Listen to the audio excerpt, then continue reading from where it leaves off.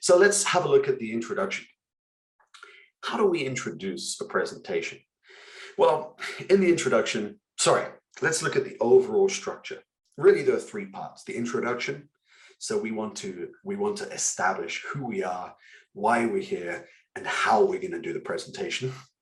Then in the body, we want to tell a story. We want to manage the audience's journey through my story.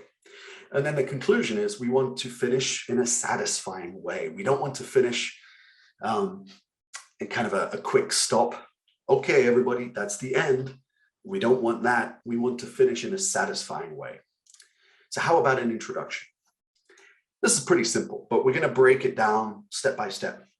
There are 5, actually more, but we're going to keep it simple. 5 parts of a basic introduction: greeting, credibility, topic, breakdown, question, policy. That's it. Greeting, credibility, topic, breakdown, question, policy. So the greeting is just something positive, just some positive sentiment. Don't walk on stage and say, hello, everyone, I'm nervous. Nobody cares. So some positive sentiment. Credibility. Talk about your name. People need to remember your name. They need to know who you are. But talk about why you're qualified to talk on this topic. Introduce the topic. Tell them what you're going to talk about today and maybe how it's valuable for them. The breakdown. This is important. This helps the audience manage their expectations. So always break down your presentation, your big topic, into subtopics. It could be 2 subtopics, 3 subtopics, 4 subtopics. It's up to you. I don't recommend more than 4. 4 is the limit. 5. So keep that in mind. You don't want just one story. You want to break it down into 3 or 4 subtopics. And then your question policy. All right, let's look at it one by one. The greeting. Here are some examples. Just copy paste these next time you have a presentation, or take some parts. Hey, good afternoon. Thanks for inviting me here today. I'm really excited to be here. Just nice and positive, something positive. Hey, good morning. I hope everyone had a great breakfast. I'm really looking forward to this opportunity. Just something positive. People want to listen to positive people. They don't want to listen to, hello, good morning, my name is Nick. It's not interesting. Remember, a presenter is also a form of entertainment as well. You're using people's time. You got to give them a little bit of entertainment too. Hello, everyone. This is my first time presenting in front of the executives from Sony Corporation, but I can't wait to get started. This is my first time presenting in front of TED for TED Talks, but I can't wait to get started.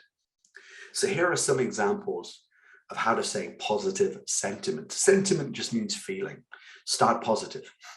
Even if it's your company, even if it's an internal presentation at your company, start with something positive. Hey, morning, everyone. I hope you had a great weekend.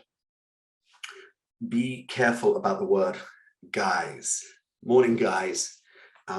This is a bad habit of mine, and I had to change recently. We need to be careful about that now. So use the word everyone, not guys. It's a little bit more inclusive. So be careful about that. I still make that mistake. So if I make it, sorry. What about credibility? Next step, step 2. Just talk about your name, who you are and what you do, and how your expertise is connected to today's topic. So nice and simple. Hey, my name's Nick Faulkner, and I'm the founder and CEO of EST Holdings. And I've been lucky enough to be in the corporate training world for 20 years. That phrase, I am lucky enough to, or I have been lucky enough to, is a really nice way to talk about you like your job. You like what you do. I'm lucky enough to work in the world of dental therapies. Maybe a little bit different. We could say something like, I'm Nick. Many of you might have met me before. So if your audience is maybe a mix, some new, some not so new, You can say many of you might have met me before, but for those that haven't, so that's your key phrase. Many of you might have met me before, but for those that haven't, and then my introduction. I'm in charge of marketing at Microsoft. Sorry if anybody here is at Microsoft, this is a fake story. After 15 years at the company, I'm now heading up our Asia Pacific market, and I'm based out of Singapore. So again, notice I've used years, like 15 years, 20 years. I want people to understand my credibility.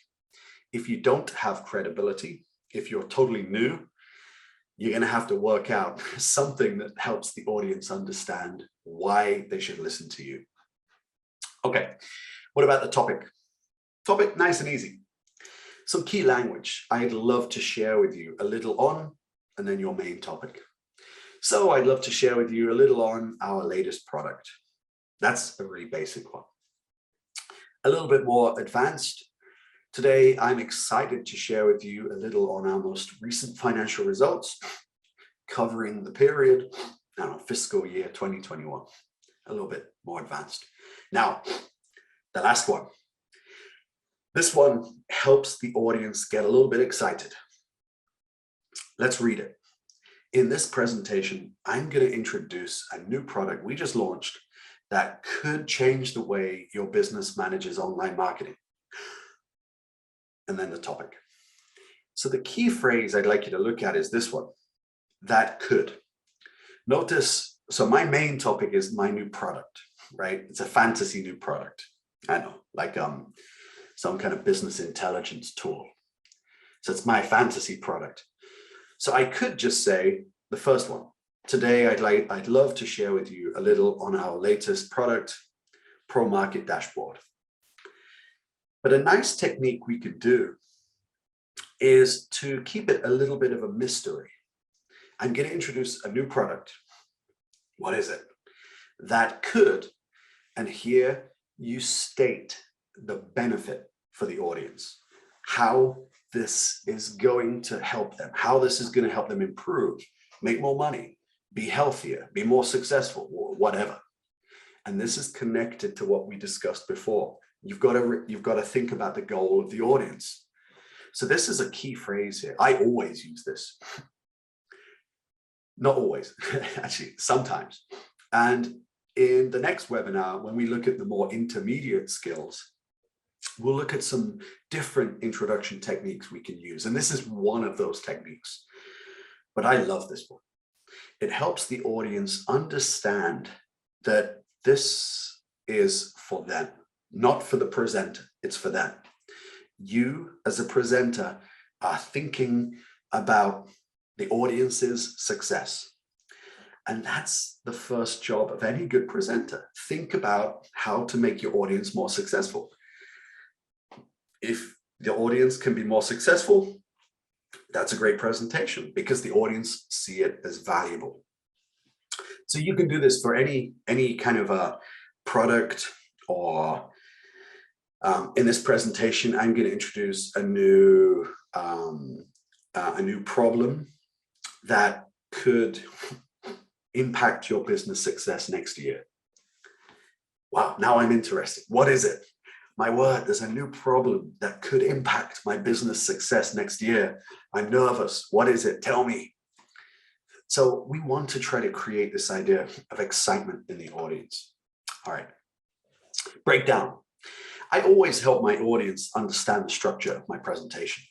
So I say something like this. I'll be breaking down my presentation into 3 parts, A, B, and C. So the latest features of our product, how we, how we compare to competitors, and what you can expect from our solution. So these are my 3 subtopics today. Or number 2, I've broken my presentation into 3 short sections, A, B, C, our background, our strategy, our future product lineup.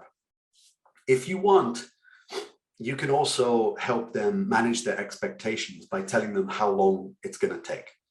In total, I'm asking for around 15 minutes of your time today. Again, for me, I love hearing this. It's so respectful. It shows that the presenter understands that my time is important too. Oh, I don't want to talk about this anymore, but I've been to so many presentations where the presenter is on some ego building journey and they don't care about the audience. The audience don't need to be there. They just want to photograph with them with a microphone, and then they can put it on their Facebook page. So respect the audience's time. This is optional. This is a choice. It's up to you. Last one. This is important. Question policy. Remember my story about the dentist? Yeah, he needed a question policy. So you could say something like this. I'll take any questions at the end of my presentation. Or if you're happy, you can say, I'd be happy to take questions at any time during the presentation. Please just raise your hand. So you can help the audience understand when and how they can ask questions. I did it at the start of this webinar. I said, we'll have a Q&A at the end, but please write your questions during the webinar. And if there are no questions at the end, then we'll finish. So manage when the audience should ask questions and how they should ask questions. If you want to be a little bit stronger and say, please wait, you can use the third one. I'm looking forward to taking questions at the end of the presentation. So if you have any, please hold until then. That's a little bit stronger. So you pick which phrase you want to use, but it's very important to manage the audience's expectations.